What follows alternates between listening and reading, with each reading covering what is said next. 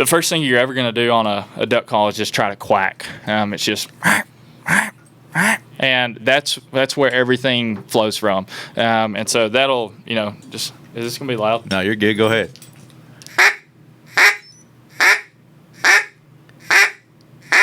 At heart, man, I'm a waterfowler, and that's what really gets my gears going and gets my blood pumping. So. The award-winning Tennessee WildCast is on the air with the latest on hunting, fishing, boating, wildlife watching, and all things outdoors. Make welcome your host, drummer and outdoor expert novice, Jason Harmon. All right, hello everybody, and welcome to this edition of Tennessee WildCast. We're glad you're tuning in. Thanks for watching. Thanks for listening. We've got a fun show for you today. It's the middle of January, and we're talking ducks today. Yeah, all right. So I got Mr. Don King helping me co-host, as always, here at Studio B. Thanks, Jason. Good to be with you today. Yeah, I'm excited. And we have Seth Dortch. He's with Final Flight Outfitters. He's a creative guy. He does all things outdoors. We're going to have fun talking with him today. So, man, I'm excited to be here. It's going to be good. Good deal. Yeah, he was telling us he's been duck hunting. He's got some Oklahoma dirt on his truck outside. So yeah, if anybody needs some, I'm more than glad to share. So. I'm excited to hear what he's been doing, learn more about him, and talk about how Final Flight Outfitters has been a big supporter of our Conservation Raffle. Yes. And so many other things. So we're going to jump right in. Seth, tell us about yourself and just introduce yourself to the folks out there listening and watching. Sure, absolutely. Well, first off, guys, thank you all so much for having me on. And, it's been so cool what y'all have done with the podcast and just giving people a voice and sharing that story, because I think a lot of people want to hear that. My name's Seth Dortch. I'm a freelance marketing and creative professional in addition to being marketing manager for Final Flight Outfitters Incorporated, based out of Union City, Tennessee. My wife, Heather, love her so much. We live in Knoxville, Tennessee, and so much of my outdoor pursuits and career growth is so impacted by her, whether it's her running a camera or anything like that. Cool. So we relocated there this past April, but constantly on the road, and especially right now in the heart of waterfowling season, whether it's doing projects or buddy hunting or checking up with my brands, things like that, definitely keeps me busy, but it's so good. And every time waterfowl season gets here, it's just, you just want to soak it up as much as you can. So yeah, I'm excited for this conversation and what the things we'll discuss. So you're all over the state and all over the country. Just got back from Oklahoma. So the start of last week, one of the brands that we carry at Final Flight, they brought me, Tripp, which is one of the co-owners, and then his son, Cameron. We were in Southeast Arkansas meeting with them and looking at product and things like that, because especially the way with COVID's been, a lot of so we're in a buy group, and a lot of the, with not having buy groups, you got to communicate with your brands and see the product. So we were out there for 2 days, and then I drove to Oklahoma, hunted with my brother-in-law and his dad just for spend some quality time with them, and then I cut up. We've got some really good friends that have an incredible outfitting operation called Falco Outfitters, just in northern Oklahoma, northern central Oklahoma, and did really well out there. Got to spend some time with them, and then got back at about 11:30 last night and drove up here. Yeah, man, he's all over the place. Yeah. Hunting and fishing, does that come natural for you? Were you introduced to that at a young age? Yeah, so more so on the hunting side, fishing ponds in West. So I was born and raised in West Tennessee, Milan, Tennessee.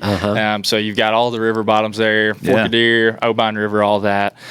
My dad, Lee Dortch, he's the primary initiator for me in my outdoor pursuits, and that came through waterfowling. So the whole Dortch side of the family is from the Martin, Tennessee area. So Obion River bottoms, all of that, which 60 years ago it looked way different than what it even looks like now. So my great uncle Herman Dortch, he was a guide for Davy Crockett Hunting Club, which is a private hunting club just right there off the Obion River. So when he wouldn't be guiding, he would take my dad, little guy, just trying to teach him the ropes. And from that, my dad, throughout the years, becoming a really, really good hunter and teaching me those things. And then from there, it's just kind of taken off, not only on the hunting and fishing side, but even on the adventure sports side, with us living in East Tennessee now, rock climbing and backpacking and camping and all that good stuff. And just really great mentors teaching me, like, hey, this is what you need to do here. And I think that's so much of learning, and even what we'll talk about today of getting into something new, is there's a lot of people that are willing to teach you what you need to learn. Right. We just need to be willing to say, I don't know what to do, and I've got some questions about that. And that's been so much of my journey, and especially not only as being an outdoorsman, but also being a creative professional and things of that nature. And so it's definitely opened my perspective in that ways a lot, knowing that anybody can start something new. I think a lot of times we get kind of overwhelmed of, I just don't know. I don't want to look stupid. I don't want to be that guy or that girl that doesn't know what to do. But you've got to be like to start anything, like even whether it's with a podcast, like you're learning as you go, and that's the humanity of us, is we're all learning in a process. And so it's been super cool to be able to do what I love, and when I look back at just the progression of my journey, that being started with my dad with duck hunting, and then everything what it's evolved into. But at heart, man, I'm a waterfowler, and that's what really gets my gears going and gets my blood pumping. So that's awesome. So what did your dad do for a living? So my dad's in roofing distribution. So he wasn't in the outdoor space or anything like that. So he must look at you and go, man, he is living the dream. I'm so proud of my son. So as from a boy going to a man and walking into masculinity and manhood, it's been really neat to hear those words from your dad. Like, I'm so proud of you. Yeah. Like, you're doing such a good job. And because he didn't know when I was a little boy, and I'm always wanting to go hunting and stuff like that, I would be doing what I do now. Sure. And that's why I try to constantly thank him, and him and my mom for all the times that I was able to get those opportunities to go and hunt and learn and spend time with people that are really good at what they do, whether it's just being a hunter or whether it's you work in the outdoor space or anything like that. So it's neat, man. I'm thankful to have that connection with him and kind of live that out. And I definitely, anybody that teaches me or mentors me, I take it upon my own self as a responsibility to represent them well, in what I do and who I'm doing it for and who I'm becoming myself. So it's been cool. You got a lot of great stuff out there. I see you on Instagram, and your photos and some of the stuff that you're doing. It looks like a lot of fun. Got the dream job, I would say. It's it's definitely living the dream, but man, it's a lot of hard work. Yeah. But that's especially with social media. Y'all know just as well as I do that if you don't use the platforms with the connotation of, man, there's a lot of context behind this post or this guy's life or this guy's story or this brand, whatever it may be, that for anybody that seems to be crushing it or living the dream, on the back end there's a lot of sacrifice. There's a lot of making decisions not based off feelings and just because it feels good, but it's like, I'm committed to this and I'm going to figure it out and I'm going to keep pressing on. And that's really, we all struggle with that, Right. Every day we wake up, we're not always just like, man, I'm ready to crush the day. It's kind of like sports a little bit in that you see a great athlete and you think, man, they make it look so easy. Sure. And what they're doing is not easy. And when you see a really good post that inspires you to, man, I want to go do that. I want to be where that guy or gal was. Then that's it's not easy to do, and like you said, so much thought needs to go into it, and it's just not off the cuff and willy nilly. Sure, preparation and all that goes behind it. So let's talk a little bit about the Conservation Raffle real quick, and then we'll jump into duck hunting 101 because we want people to know how to get out there. Final Flight Outdoors was Outfitters was a big supporter for the Conservation Raffle. Tell us what that role was there and what those hunters are going to get to experience, because they haven't experienced it yet, have they? Right. Yeah. So we're super excited to be a part of it, and so we've partnered with Rotary Outdoors, which is a partner of ours as a company, and so the winners of this waterfowl package is what we partnered on. So there's several other brands involved and donating product and. Our role is to be the host for the hunt. So the powers, and I'll give a little backstory of Final Flight Outfitters real quick. Final Flight Outfitters Incorporated is a sporting goods dealer based in Northwest Tennessee, Union City, Tennessee. We're about 30,000 square foot, brick and mortar retail operation. We also have a total e-commerce, finalflight.net, and then we also have a whole catalog mail order operation that hits thousands and thousands, just crazy numbers of mailboxes. So that's owned by the Powers brothers, John Ed Tripp and Kelly Powers, which are some of the most influential people in my life and in my journey, and everything they do is quartered right there in Midway. It's a little community in between Union City and Martin, Tennessee. They farm 4,500 acres, some rough estimate, and so we'll be hunting one of those farms, and it's really it's going to be an incredible experience. All the time when I'm hunting with them, I really try to not take for granted the privilege that it is, not only from a standpoint of what we that do hunt with the Final Flight crew get to learn, but just the whole process in itself, because everything, their gears are always going, man. I mean, it's sometimes you're like, man, we done moved all this stuff once. You want us to move it, but they're adamant about really trying to be the best that they can be, even when no one's watching, even when nobody's even knowing it. And so the winners of that will be able to come and experience all of that, stay at the Final Flight Lodge, and we'll host them and spend time with them. And the Final Flight Lodge itself is incredible. It's got a lot of old history, pictures, and stuff like that. So as Final Flight was starting in 1998, Kelly, which is the youngest brother, he was beginning his monumental career of competitive waterfowl calling, specifically goose calling. So he went on to win. He's champion of champion goose caller, arguably the world's best goose caller.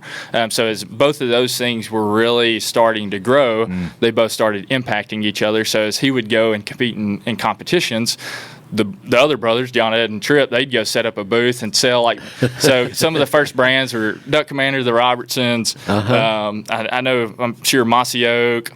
I don't know who the other three brand. I can't remember who that, but just basic stuff. Yeah. And from there, started building relationships and acquiring more accounts and more partners and things of that nature. And just those baby steps of not really knowing what this thing's going to look like, and then boom, here we are. Yeah. And I can imagine in the duck blind, when there's a little lull and birds flying, there's a lot of shop talk going on. Oh man! So eventually we're trying to start a podcast with them and just to talk about those things, because man, all three of them, they're so intelligent, and the way they analyze and view things, and it all comes from different elements, from agriculture, from being outdoorsmen, from being just really great businessmen, but just being really understanding of people and knowing how people operate.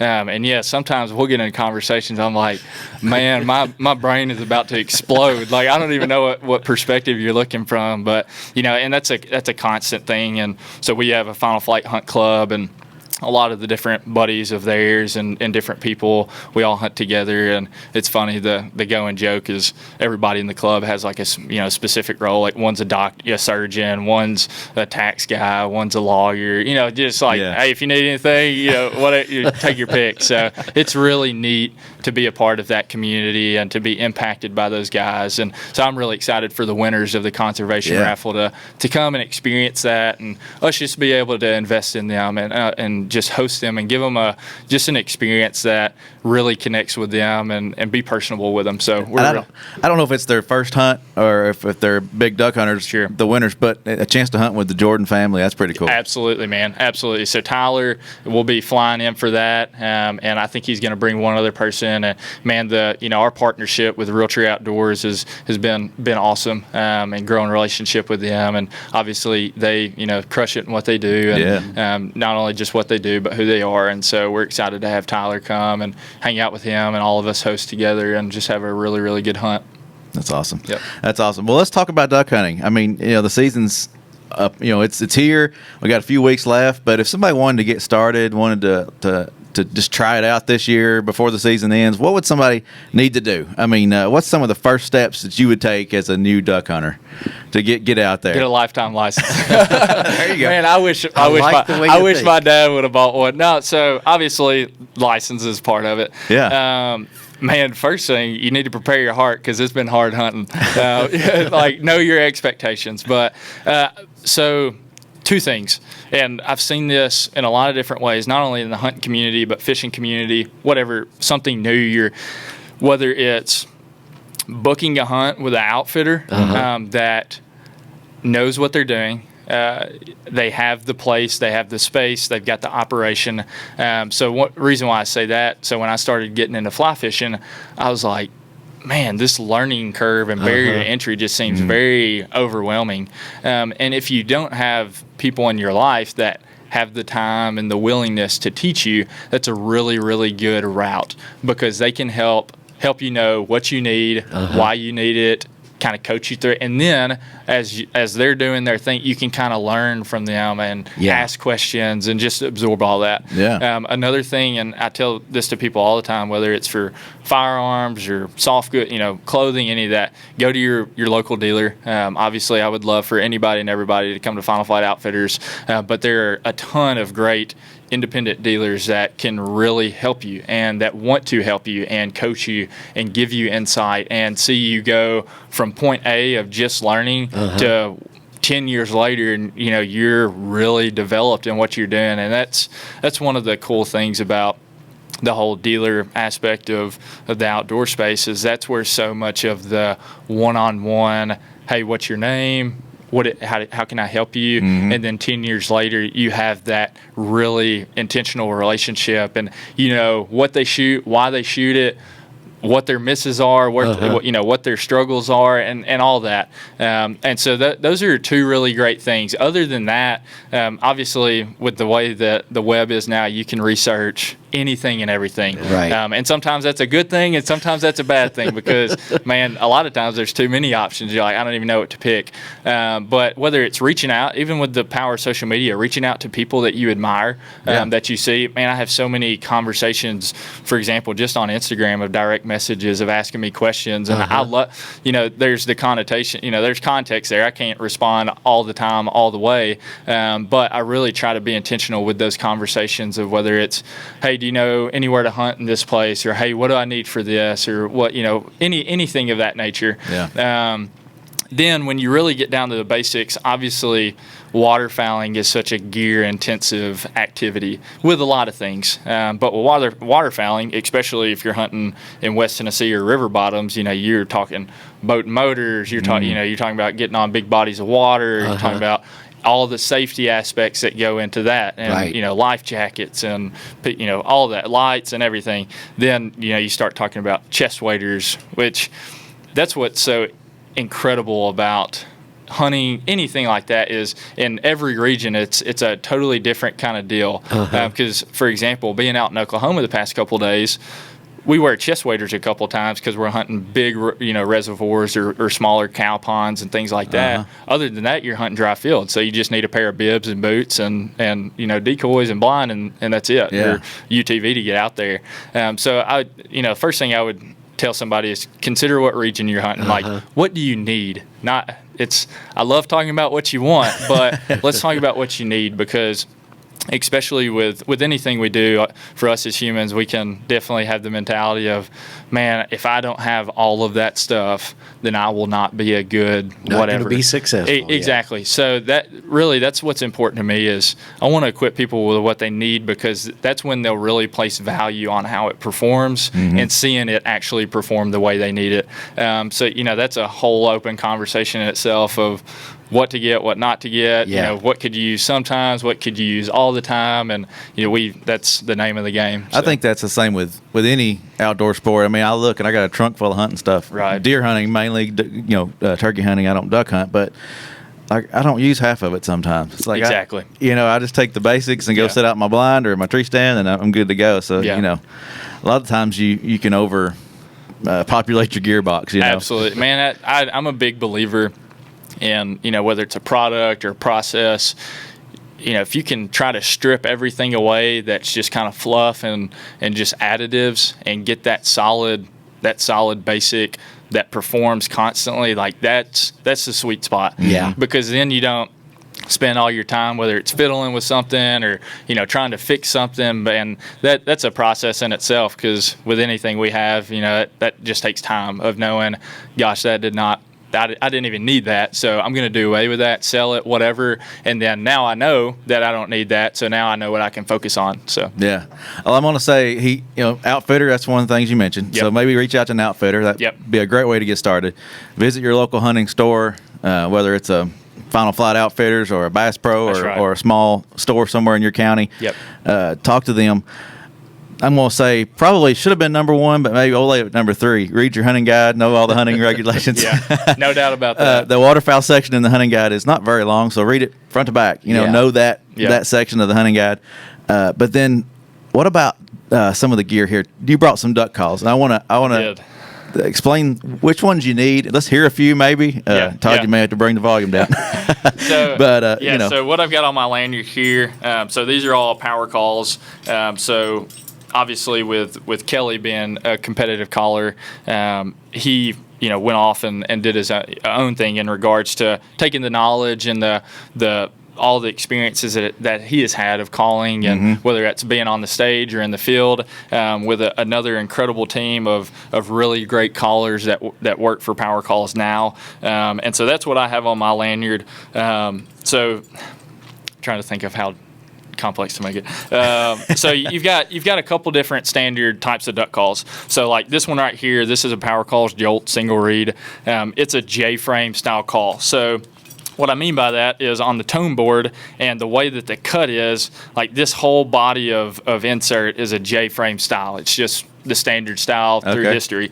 And so that's going to produce a different sound compared to what this impulse is here. And this is kind of a more, I would say, modernized, they call it their whole impulse insert. It's a titanium tone board, which, produces a totally different tone than what a material like an acrylic would be.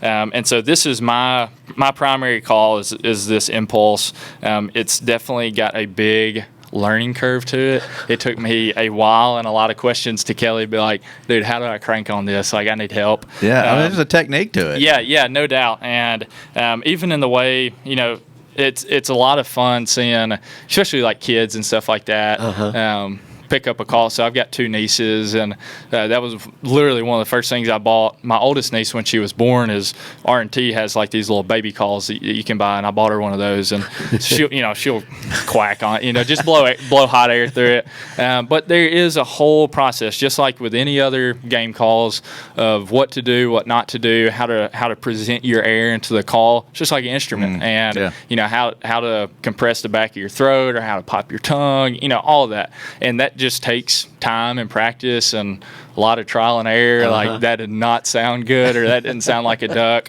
And then other than that, I keep one standard Canada call on my lanyard at all times, and then one spec call.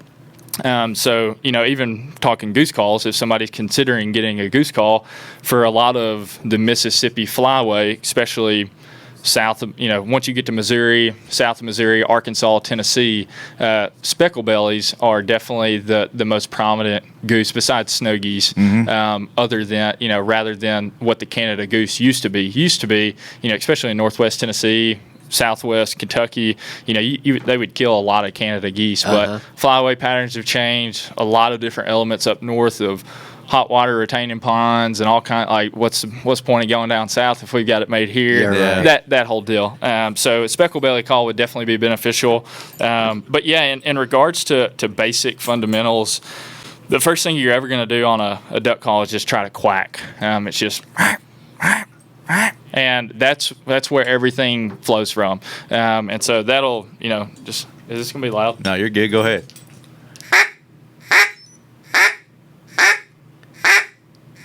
It's just the basic quack. Okay.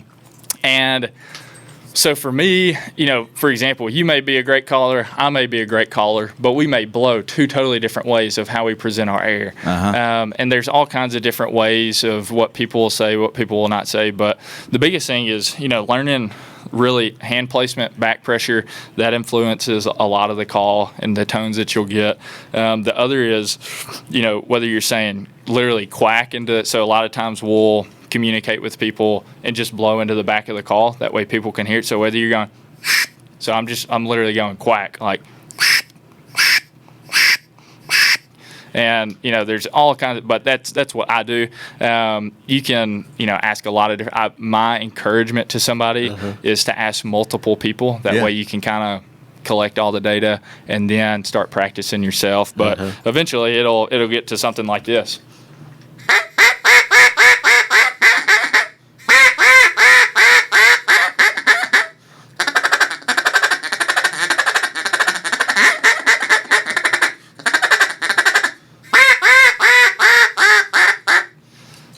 and that's I see them coming. that's there's different ways to chatter, different ways to quack, but at the end of the day, listen to live birds, hear what they do. Yeah.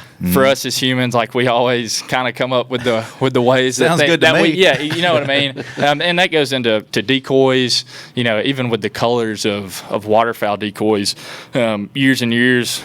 Kelly and John Ed and the Final Flight crew, they've really, and this is transferred into companies with Higdon Outdoors doing a powers pack. So it's a green head and a black duck. So they do see they see color to the extent of being in range, but primarily what they see from an aerial perspective is just contrast of light. So they either see whites or they see darks, and so that's a whole conversation in itself for decoy spreads. And do I need mallard decoys? Do I need this species? And at the end of the day, primarily they're seeing either a white or a dark. So the better you can make that pop and better you can present that to a bird, it's going to be beneficial down the road. And so that's a good tip. That's what we run so much, and they've taught me so much about that. And especially Kelly driving that home and John Ed driving that home is really make that contrast pop. So, for example, 2 years ago, at one of the farms, John Ed put out a ton of snow geese in the backside of where one of the farms are. And it wasn't because we wanted to kill a lot of snow geese. It's because that white it's an attractant. Like, you can see it from far off and see it from a distance. And it's helped. Like, you can, when you get new birds in or high birds and you start hammering on them, like, having that attractant really does help, and that visibility. And, those are just, all kinds of little tips like that that will come and go. And that's why I encourage anybody to whether it's ask somebody that you keep up with on social media that you really admire, whether it's a dealer, sporting goods dealer, big or small, whether it's an outfitter, whatever it may be. That way you can pick up on those little things and find out. Awesome. Yep. Well, that's great. Some great tips. Real quick before you go, we didn't get to it, but we'll have to touch on it fast.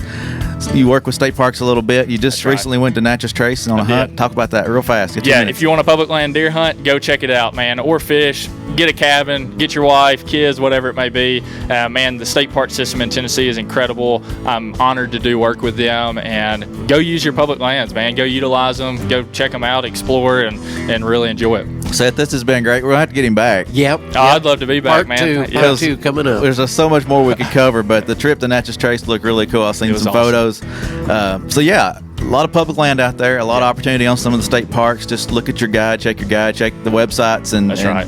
And if anybody has questions, you can find me on social media, Seth Dortch Creative. Got a website, sethdortch.com. Reach out to me. Don't hesitate to reach out. Yeah, so he's accessible, and we appreciate you. Oh, thank you, man. I appreciate y'all. Thanks, absolutely. Seth. Thank y'all so much. Thanks to Final Flight Outfitters for the conservation support, the Conservation Raffle support. That's great. You bet. Absolutely. And we really appreciate that. So this is Tennessee WildCast. Keep coming back, keep watching, keep tuning in. We got some great shows for you this year. 2021. Oh, man. Yeah, I can't believe it.